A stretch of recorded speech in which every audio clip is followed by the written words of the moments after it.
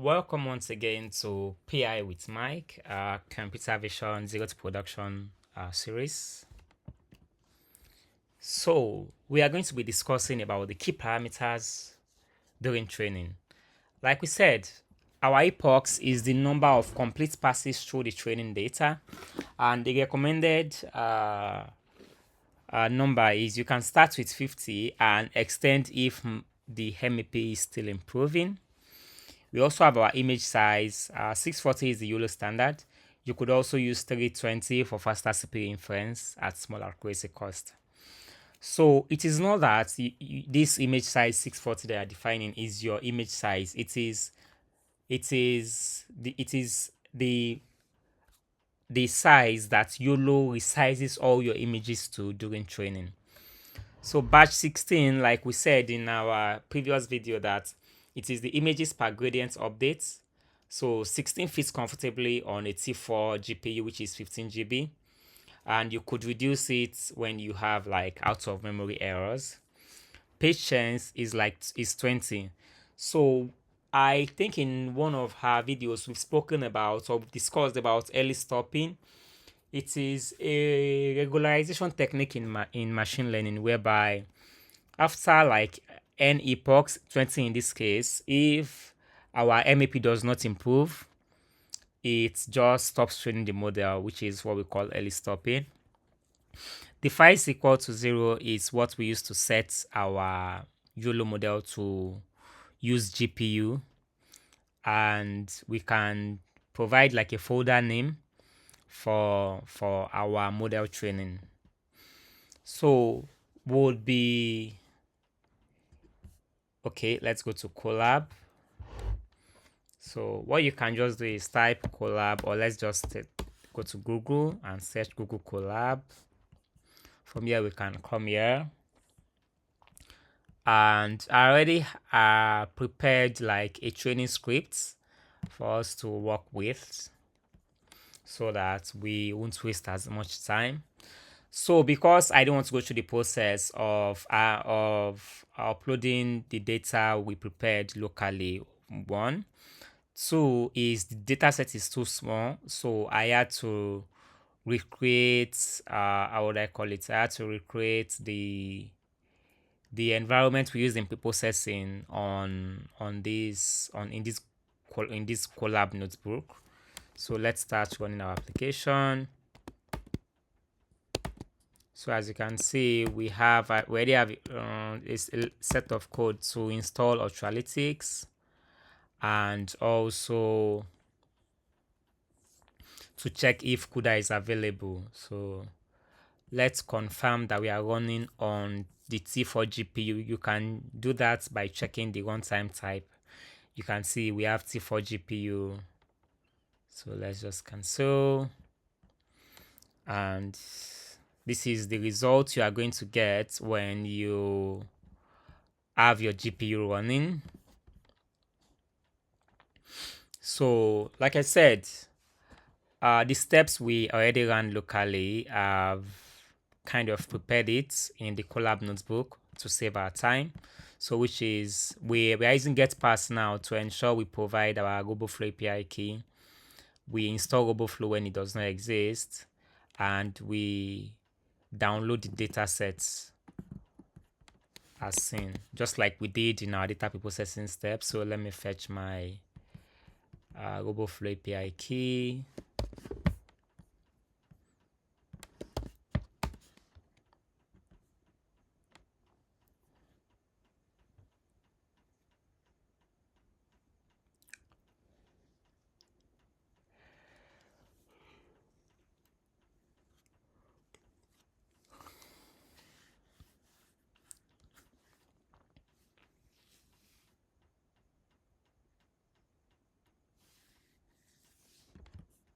Okay, so we then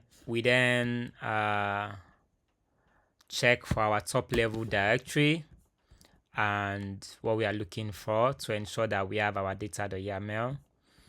So the same cleaning we did locally to clean our target classes and aliases is what we have here. Also, this is where we remap those classes to our 6 classes. And our reproducible 70-20-10 split that we did locally is also what we have here on the entire data set for now. So we are using the existing annotation. So we also have to create our YAML script. So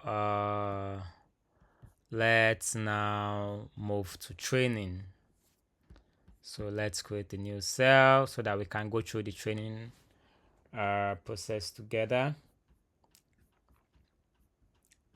So let's now say from Ultralytics import YOLO, then import touch. Then we have to check and verify if CUDA is available. CUDA available. So we have to do touch dot CUDA. Again, you can only know this when you go through the touch library documentation. Available. Let's print it. As you can see, it tells us that we have CUDA available. So we then have to run this. Our model, we want to pull the YOLO v11 model weight. YOLO 11 and .pt. For you to identify the model you want to use, you can just come here. Ultralytics model weights. So let's check. We even have YOLO 26. So where are our models?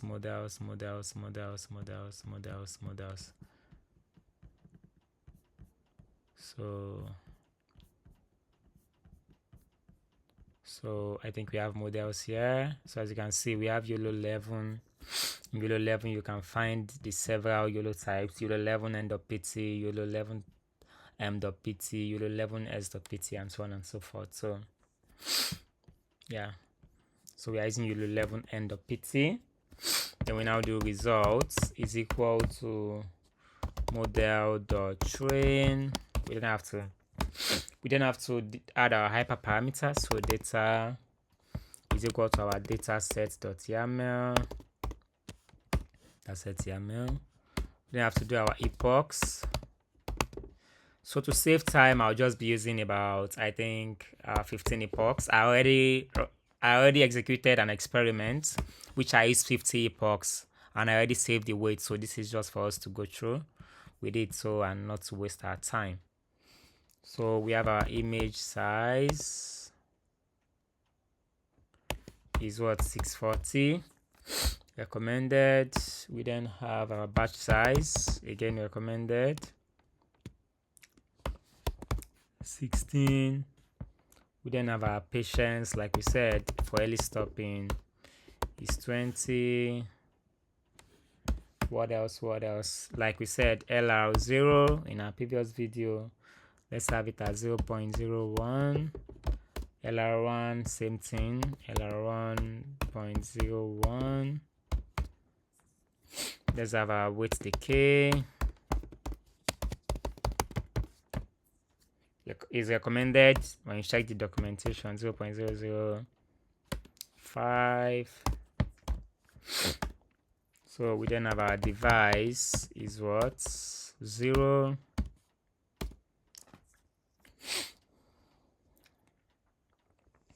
Then we then say project is equal to what, where we want it to be, models weights. Then we then have our name, fruits,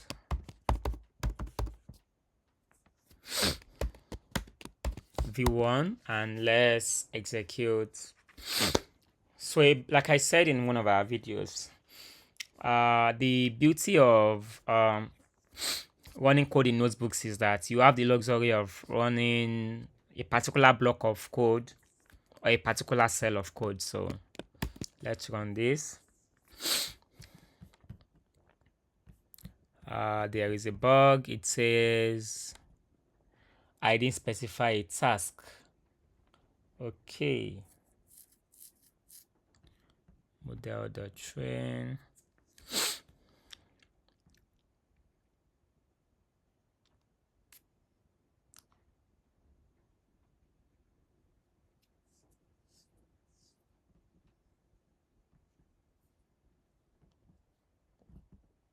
LR1. Okay, sorry, it's LRF.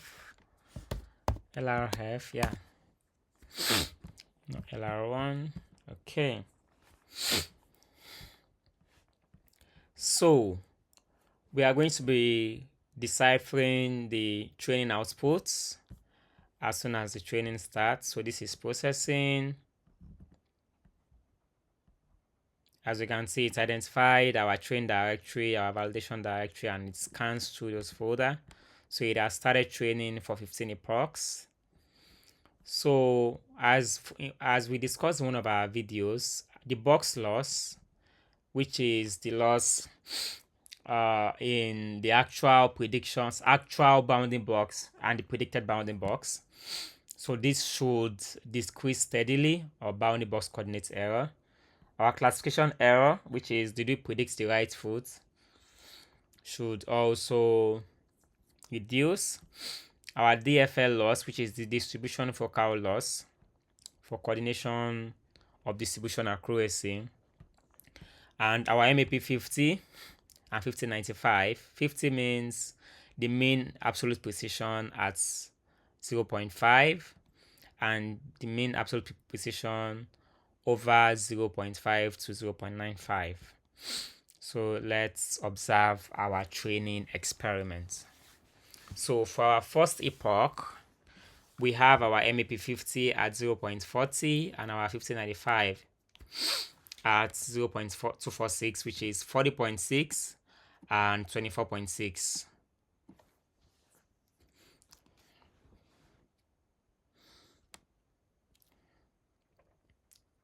So an important observation we can have here is when we look at our files here, we have, due to the fact that we are running an experiment, we now have a runs directory. And since our task is detection, to detect if an object is somewhere, not classification, we are going to see in our detect that we have a models directory. Eventually we would have several things there, and we also have weights.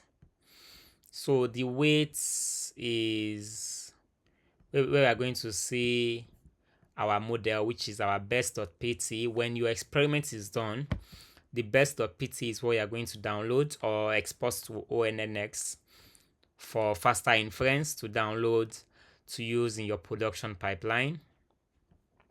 So we can also see things like the results, the training batch, plots, and so on and so forth.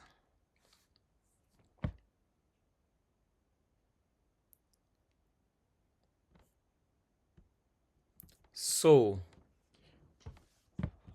after this, we are going to be moving into evaluating the model, right? And after we evaluate our model, we then go to deploying our model, like packaging our model in an API to run inferences and containerizing our API.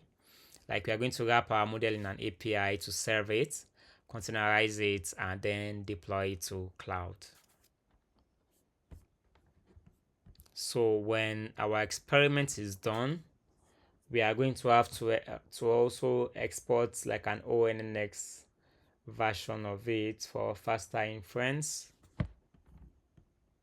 So let's also do this. So ONNX path while that is running is equal to model dot exports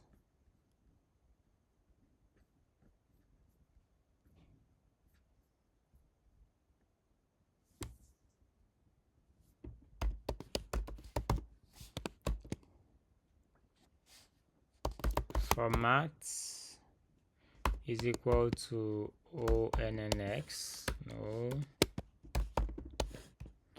Then we have to specify the image size to 640, and we have to specify the offsets, which should be 12 in our case, and we print the exported parts.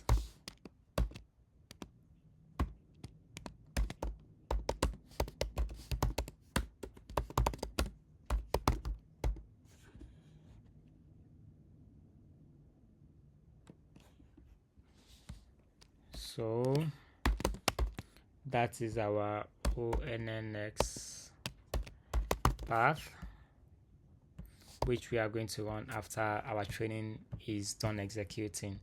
So an important observation for us to carry out while our model is training is that for Epoch 1, our MAP50 is 40.6. For the next one, we have 48.6. For the next one, we have 43.5. For the next one, we have 59.9. For the next one, that does not increase much, but if we can check that at Epoch 7, we have 68%, and Epoch 8, we have about 71%, although it varies. We also need to observe what are these. Okay, so I think it's the box loss, CLS loss, and the DFL loss. So our CLS loss started at 3.5, later came to 2.0, later came to 1.7, eventually 1.5. As you can see, it is reducing over time.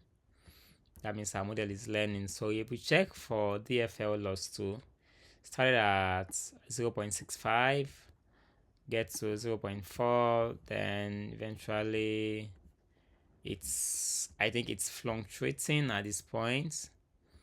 So also when we look at our MAP 5095, we see that it started at 0.246, which is 24.6. We say that it eventually got to 30.6. Eventually we had about 39.6, and eventually we have about 42.1. At Epoch 7, we have, I think, 48.7. Eventually at Epoch 10, we had 57.7. And at Epoch 11, we have about 63%. So it's our training experiment is almost done for this.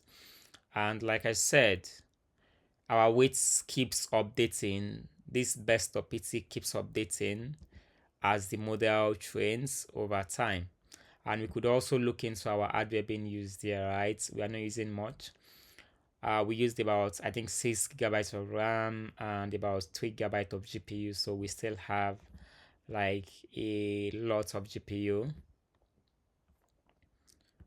So all this that is going on, right, is just, like I said, updating our model weight, ensuring, as you can see now, at Epoch 13, we already have 83%. So for MAP50, I think when I ran the experiments at with 50 epochs, I had about, I think, 95%. So I would also say try to train your model and share your comments on your observations or your concerns or your questions, and I'll be happy to address them. So our training experiment is done.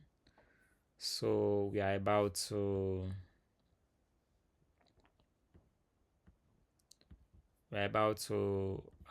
see the results. So I think we would also have to observe the results of our training aside from what we can see here. So as you can see, at Epoch 15, we have about 84.9%. It's currently evaluating. So let's just run our validation ourselves. So metrics is equal to model the validation, not showing now. Then data is what? Dataset YAML. Then split is test. Then we print our MAP50. MAP50. Then metrics dot box dot MAP15. We also print for 5095, which is the normal MAP. 5095, which is without this. So let's run our evaluation. So as you can see, it says it saved our results to run the text model weight fruit v1. So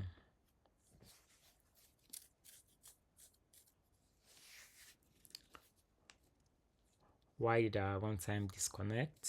Okay, it has reconnected. So let's see, running our test data set.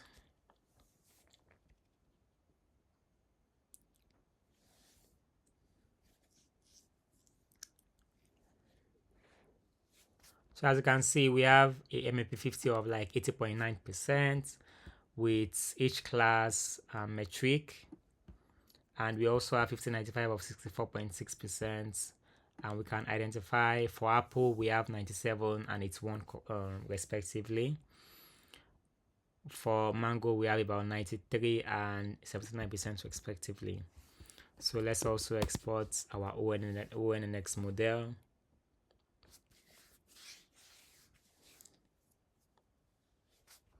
So when we export that, we are going to check here to confirm that we have our ONNX model inside our model weights.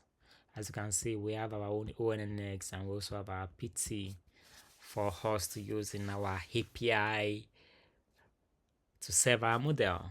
So we can also try to look at these plots if we want to the F1 curve for apple, banana, grapes, and so on.